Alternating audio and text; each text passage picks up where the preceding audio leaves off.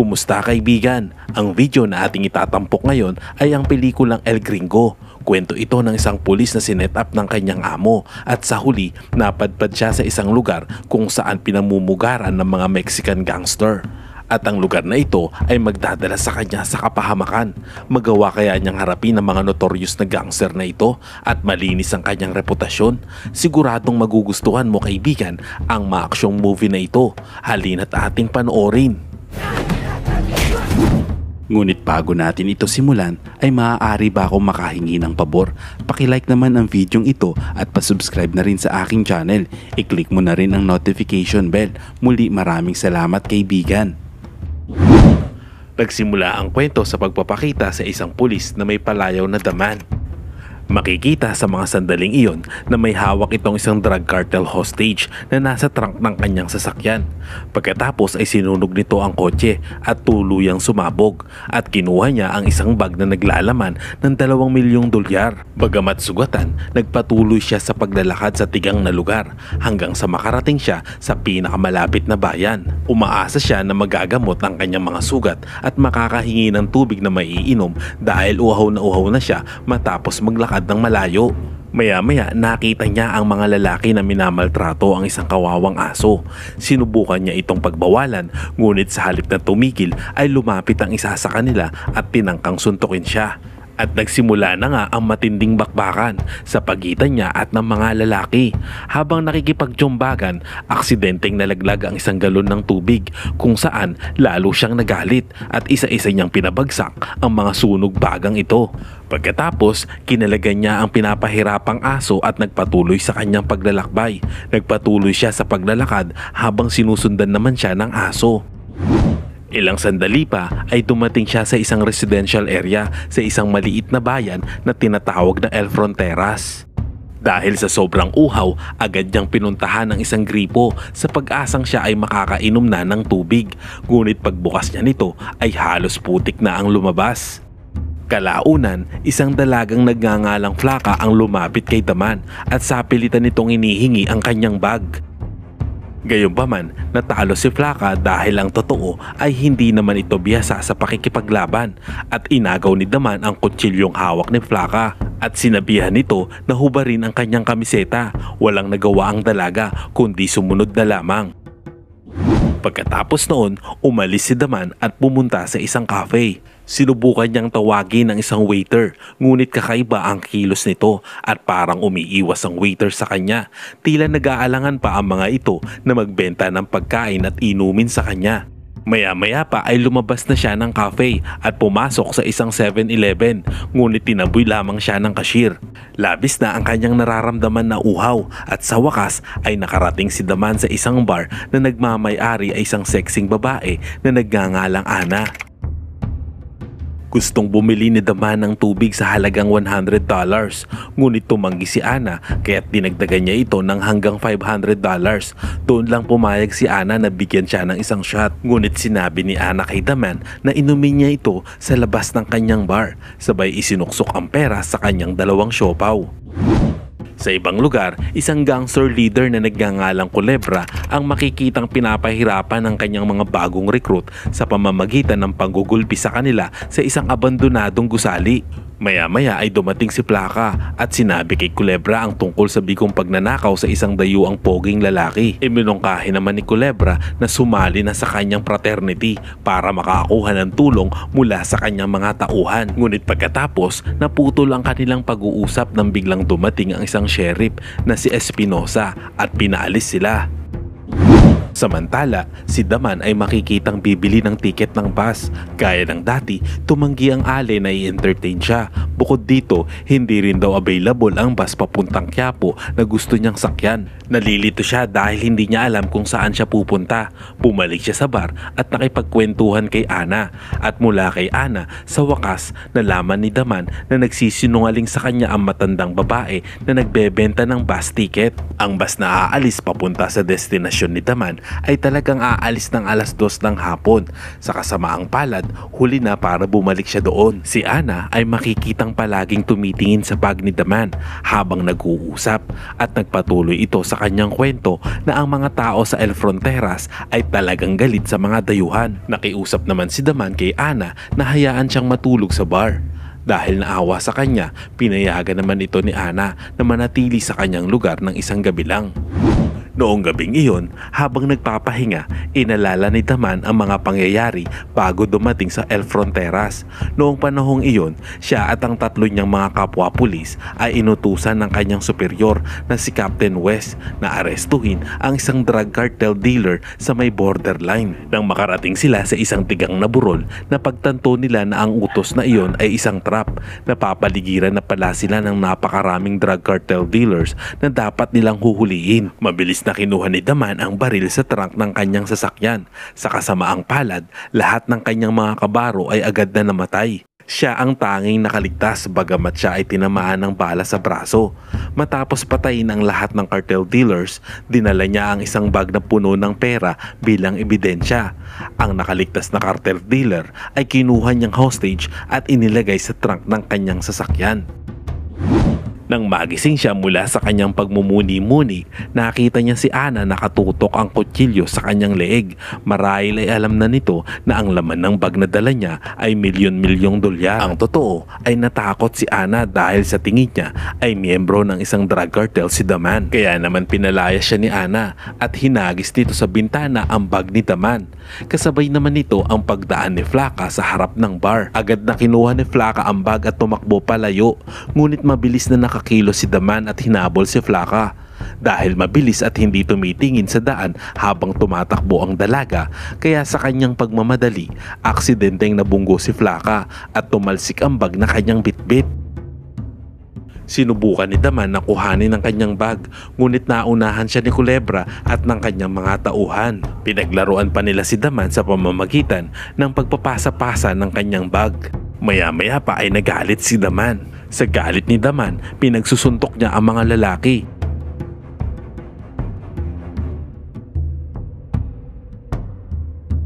Ngunit natigil ang kanilang laban nang dumating si Sheriff Espinosa at nagpaputok ng warning shot. Agad namang ibinalik ni Culebra kay Daman ang bag kahit na alam niya kung ano ang laman nito at sinabihang umalis agad sa kanilang bayan at kung hindi ay papatayin niya ito. Sa ibang lugar, ang mga Amerikanong pulis na pinamumunuan ni Captain West ay nagsipunta sa lugar kung saan nangyari ang eksena ng shootout sa pagitan ni Daman at ng mga miyembro ng kartel. Sa tulong ng forensic team, inimbestigahan nila ang pinangyarihan ng krimen at ang mga biktimang namatay. At kalaunan ay nalaman ni West na kinuha ni Daman ang lahat ng cartel money. Samantala, nasa El Fronteras pa rin si Daman at nagpapahinga sa harap ng bar ni Ana. Nang makita siya nito, kinausap siya at sinabi sa kanya ang tungkol sa bayan ng El Fronteras. Ayon sa kanya, ang El Fronteras noon ay isang maunlad na lungsod.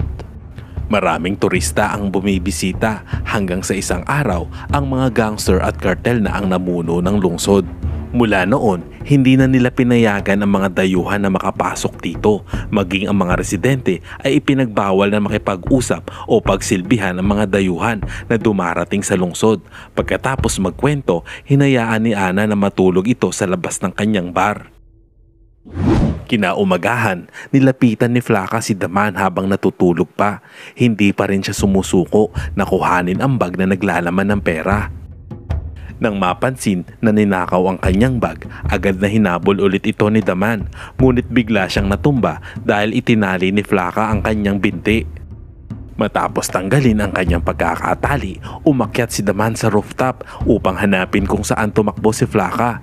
Nakita niya ito na binubuksan ang laman ng bag sa gitna ng kalsada. Laking gulat naman ni Flaka nang makita niya ang pera sa bag. Ngunit ilang sandali pa, itinulak ni Daman si Flaka dahil dito nagkalat ang pera sa kalye at nagkaroon ng kaguluhan nang dumating ang mga taga roon na Marites.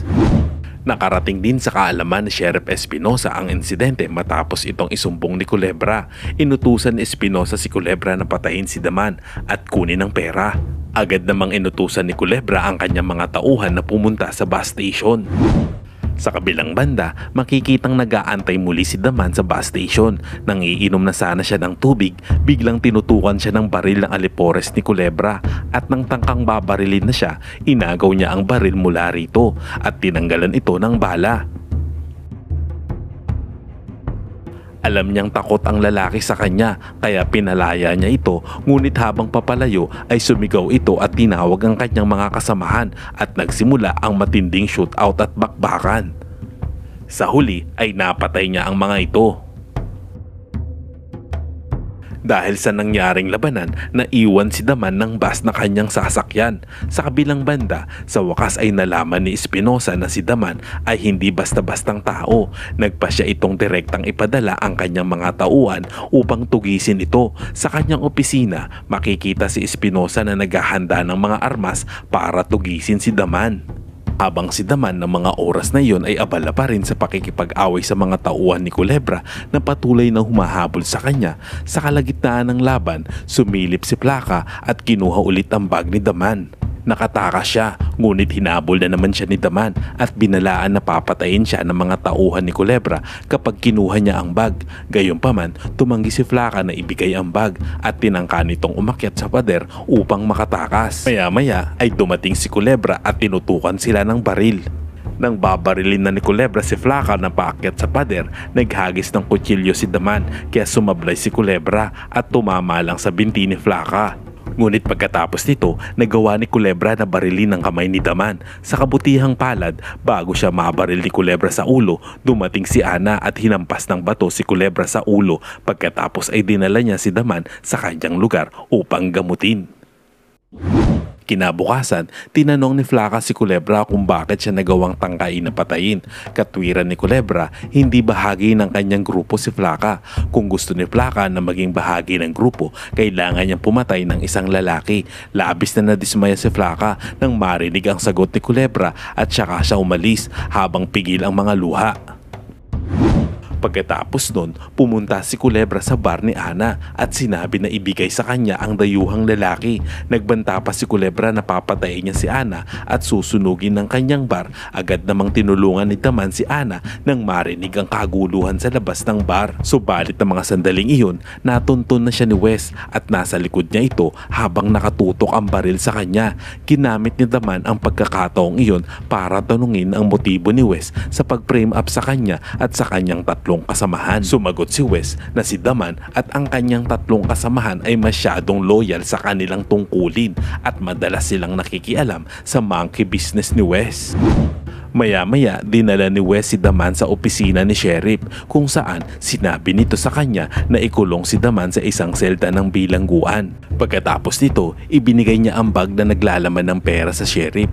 Pagkatapos ay hinati ng Sheriff ang pera at inutusan si Wes na bumili ng mga droga mula sa natitirang pera. Kinabukasan, pumunta si Culebra sa opisina ni Sheriff para magtanong tungkol kay Daman. Sinabi ni Espinosa na pwede niya na itong patayin. Sa pagkakataong iyon, masaya siya na malaman na makakaganti na rin siya sa wakas kay Daman. Subalit laking gulat niya nang makitang walang laman ang selda. Nakapuslit pala sa bintana si Daman. Samantala, pagkatapos makatakas, kinuha ni Daman ang kotse para habulin si Wes na umalis ng lungsod. Isang malupit na habulan ang naganap hanggang sa wakas bumangga si Daman sa kotse ni Wes at tumama sa border wall. Ang mga gwardya na nakakita ng insidente ay walang gustong makialam. Nagmamadaling kumuha naman ng shotgun si Wes at hinanap si Daman sa kanyang sasakyan. Ngunit hindi niya ito mahanap dahil nakatayo na ito sa kanyang likuran habang nakatutok ang baril sa kanya. Sa mga oras na iyon, desperado na si Wes kaya inalok niya ng bahagi ng perang dala niya kay Daman. Hinihagis niya ang bag ng pera dito ngunit hindi ito pinansin ni Daman. Sobrang nadismaya siya sa kanyang superior at sa pagkakataong iyon, binaril niya ito. Noong gabi ding iyon sa El Fronteras, si Ana ay nahuli ni Culebra at dinala kay Sheriff para sa pakikipagsabwatan kay Daman. Pinahirapan nila ito, maging ang mga tauhan ni Culebra ay sinunog din ang bar ni Ana. Nang malapit ang patayin si Ana, makikita ang mga grupo ng mga marites ng El Fronteras na naglabasan at sa gitna ng karamihan, naglakad si Daman. Nang makitang pumanig ang mga residente kay Daman, ibinaba ng mga tauhan ni Culebra ang kanilang mga armas. Hindi pa rin sumunod sumusuko si Culebra. Pagkatapos ay sumingit siya sa karamihan upang patayin si Daman habang namamahagi ng pera sa mga residente. Ngunit ang kanyang plano ay nasira at napigilan ni Flacca dahil sinaksak siya nito. Nang makita ang ginawa ni Flacca, nagpasalamat si Daman sa kanya. Nilapitan niya si Ana na nakahiga at walang malay sa harap ng bar. Ngunit sa mga sandaling iyon, bigla siyang hinampas ni Espinosa mula sa likuran na naging dahilan upang mapabagsak siya. Sa kabutihang palad, nang babarilin na ni Espinosa si Daman, kinagat siya sa kamay ng asong nailigtas niya dati. Agad na hinablot ni Daman ang baril na nahulog sa kamay ni Espinosa at pinaputukan ito. Pero hindi pa patay si Espinosa ng mga sandaling iyon. Inilabas niya ang kanyang ekstrang baril at itinutok kay Daman. Mabilis na kumuha naman ng kutsilyo si Ana at ibinato iyon. Tinamaan ng kutsilyo sa dibdib si Espinosa na sanhi upang siya ay mamatay. Sa pagtatapos ng pelikula, kinuha ni Daman ang badge ni Espinosa at ibinigay ito kay Hana. Naghiyawan ang lahat ng nakasaksi na pagkasunduan ng mga tao na si Ana ang magiging sheriff nila. Makalipas ang ilang araw, nagpakasal ang dalawa. Muling binuksan ng kanyang bar, dumating ang maraming dayuhan at lumago muli ang ekonomiya ng lungsod. Sana'y nagustuhan mo kaibigan ang kwentong ating itinampok. Kung hindi naman nakakaabala sa iyo ay pakipindot naman ang like button at pasubscribe na rin sa aking channel. Muli maraming salamat.